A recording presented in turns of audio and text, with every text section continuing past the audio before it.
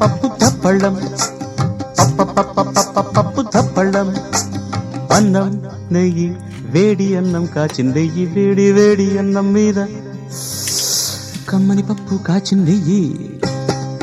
వేడి వేడి అన్నం మీద కమ్మని పప్పు కాచిందెయ్యి పప్పు తప్పడం కలిపి కొట్టడం భోజనం వన భోజనం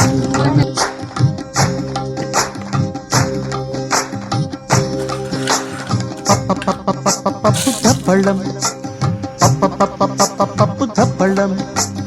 అన్నం నెయ్యి వేడి అన్నం కాచిందెయ్యి వేడి వేడి అన్నం మీద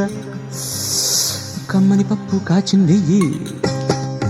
వేడి వేడి అన్నం మీద కమ్మని పప్పు కాచిందెయ్యి పప్పు తప్పడం కలిపి కొట్టడం